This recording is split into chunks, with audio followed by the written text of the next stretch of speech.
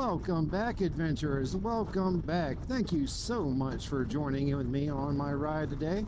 I am currently headed to Warner Robins, Georgia, to the store of heroes and villains to play some Dungeons and Dragons. Y'all know what I do on Wednesdays. It's Wednesday, so that's what I'm doing. That's where I'm going.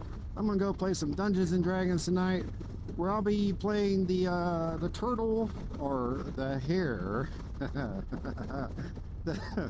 the hare character that dresses as a tortoise. Now, I was speaking with my DM previously, and we're going to make some changes a little bit to my character. To it's going to be a turtle, a tortoise, a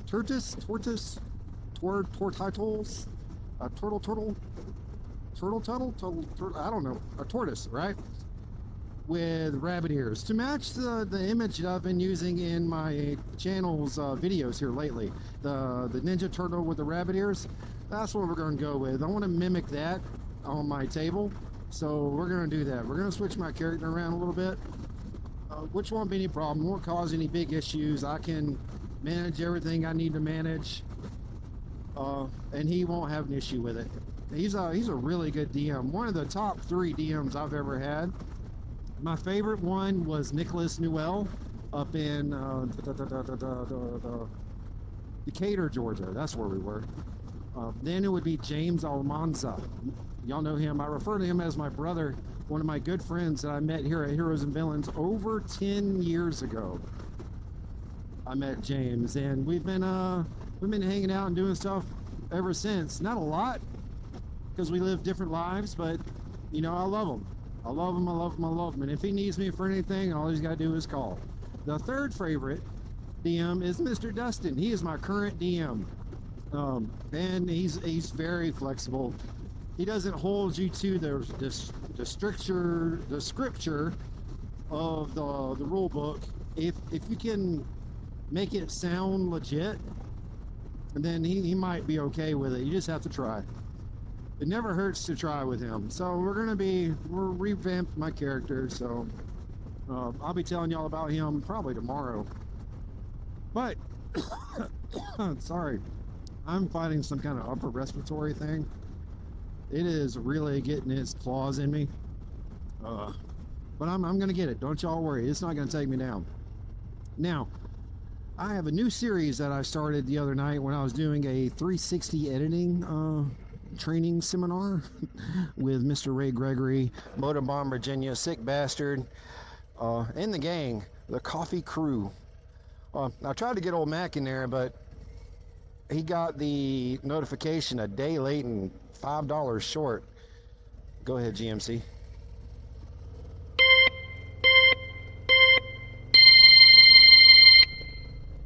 So he wasn't able to make it. But the live went pretty good, and then they got to kind of get their hands on what we were doing in the 360 editing program. But most importantly, I was able to announce the release of a new series, and that series is Tales from the Navy. You know, I name it Tales from the Navy not because I served, nay. I never served a day in my life. However, the individual who gave me the inspiration for this new series, he did serve. And that is one Rainy Rider. So thank you, Rainy Rider. I'm probably going to do this thank you to you for the first couple of videos I do in this series, just because I want you to know I really do appreciate you giving me this idea. Even though I don't think you knew you were doing it at the time, you did it anyway. So here we are. Let me get some vents open on this thing. Jesus. Oh, RM6. All right. All right, so Tales from the Navy. All right, so what I'm going to do is I'm going to tell you about this situation when I was riding a go-kart, right? And I kind of told the Coffee Crew this story this morning, but I'm going to tell it to you in this video form so you can get the full uncut version. So, back when I was a kid, right, Mom had 2 kids. Well, at the time, she had 2 kids. My brother, who was 10 months older than me, and me, of course, right? So we had to have 2 of everything. So what she did is they went out and bought 2 go-karts, 2 red go-karts. Don't ask me what brand they were. I have no idea. I didn't care. It was a go-kart. Had a motor on it. I could get on it and whip it around the yard like a madman. So I did that. And I did that all weekend. I would get on the go-kart, ride it till it breaks. Then I'd get on the other one, ride it till it breaks. and they'd fix it during the week, and I'd ride it next weekend. And that was pretty much the case. And what we had for my riding territory was, it started up at around our house, which had about 100 yards of backyard, field wide open, right, with like 2 pecan trees.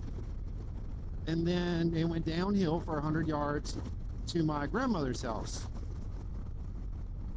And then another 100-ish yards down to my Aunt Bobby's house. Now, the problem is, down at my Aunt Bobby's house, the downhill sections at her driveway are in 2 parts.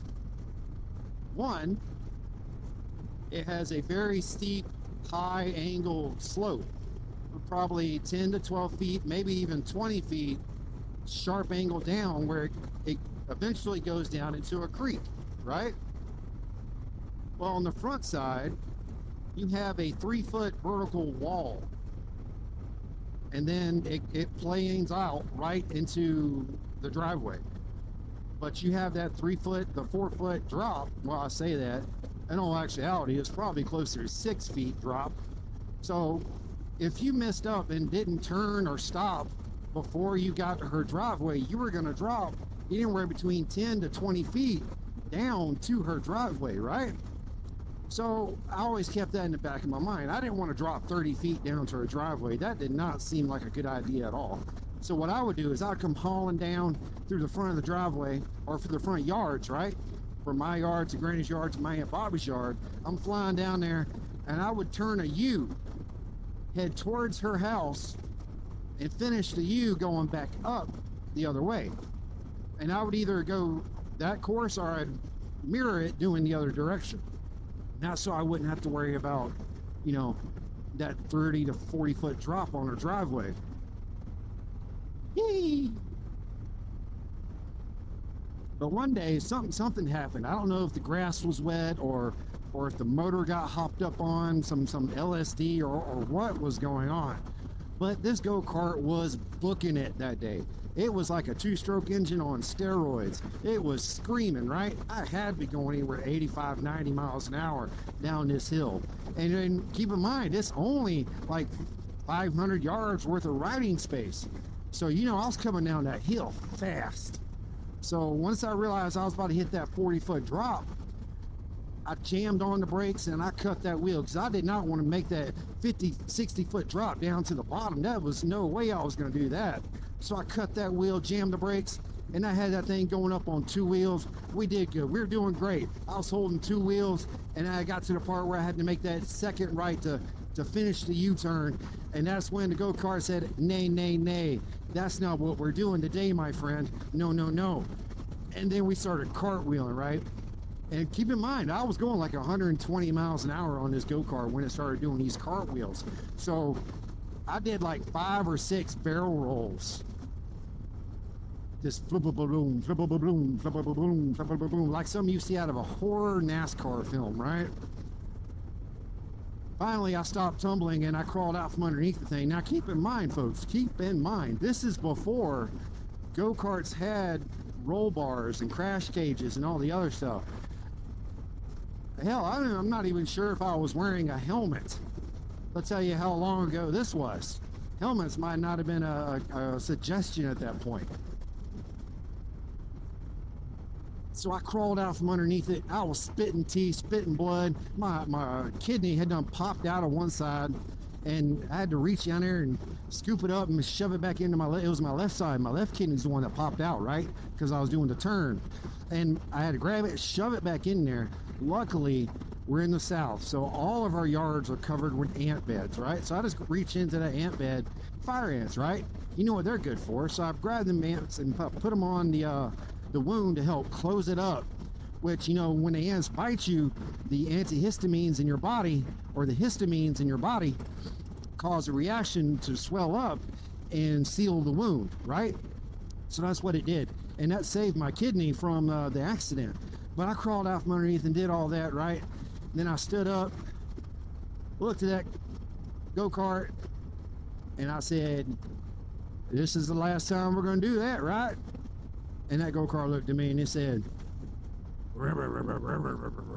which if you don't speak go-kart, which most of you probably don't, means I'm sorry, I'm sorry, I'm sorry. Which he knew, that go-kart knew he had done screwed up. There was no reason we should have flipped. He should have been able to hold those two wheels for the rest of the turn. So he got taken back up to the yard to get worked on the next week while I hopped on the next one. And I spent the rest of the day riding the second go-kart with the fire ants hold on to my side to keep me from bleeding out.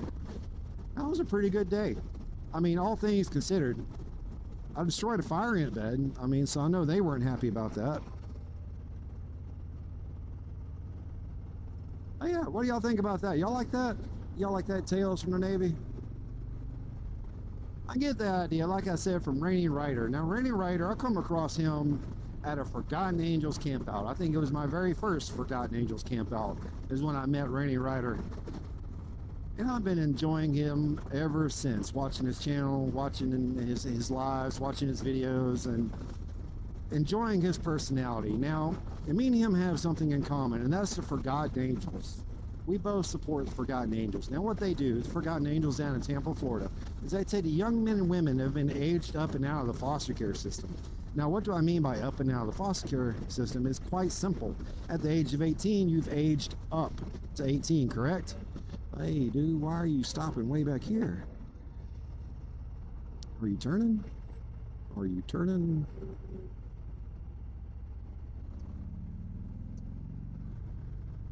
Anyway, up and out, 18 years old, that means you are now out of the foster care system because you are now a legal adult.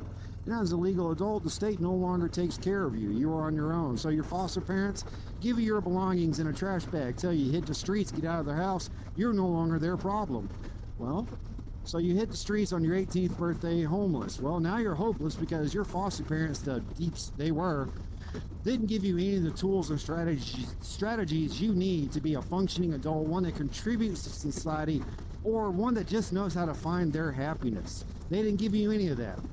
That's where David and Cindy come in. They take these young men and women and they bring them into the program and they provide for them the chance to build themselves up as contributing members of society, contributing members who know how to find their own path to happiness. They'll help them with their criminal history, help them with their finances, help them with their addictions, or just help them learn how to do basic things like tie your shoes or go to school. The kind of stuff we take for granted. That's what David and Cindy do. And I tell you what, folks, ladies and gentlemen, folks and creatures of all shapes and sizes, providing opportunities to learn how to get your happiness, I can't speak enough about that. That level of positivity deserves way more attention than it gets. So reach out to David and Cindy at Forgotten Angels in Tampa, Florida. See what you can do to help them out. See what you can do to support them. Buy a raffle ticket. There's almost always a motorcycle being raffled off through the Shade Tree Surgeon channel that directly benefits Forgotten Angels. Not a drop of that money goes anywhere else but to Forgotten Angels. And hey, come down in October 23rd through the 26th, 2025 at Forgotten Angels Campout. It's a 10th year anniversary campout, y'all. So come out and see us. Come out and hang out with us. Come share some of your memories. Tell us a tale. Make some new ones. And hey, if you like canines as much as I do, because you know dogs really bring our household happiness. That's why we have 10 of them. And 3 out of those 10 came from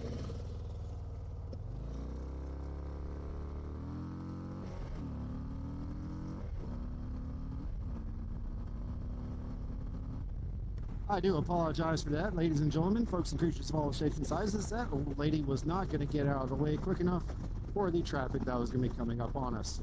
So I needed to make sure I got myself out of the way.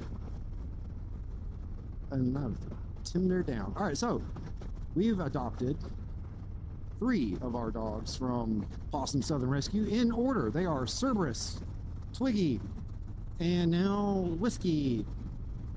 Now, Whiskey is growing pretty quickly, so I understand what those folks go through. The ones that are the foster dog keepers, they may need some help. I know Pawsome Southern Rescue sure does, y'all. So reach out to Pawsome Southern Rescue. See if you can foster some dogs. See if there's a dog you can adopt. Or hell, if nothing else, buy the dogs a bone, y'all. Buy the dogs a bone. That's all I got for you right now, adventurers. Go out, find your own happiness, make your own adventure. Go have some fun, guys, gals, folks, and creatures, all shapes and sizes, because without happiness, what do you really have? All right, y'all.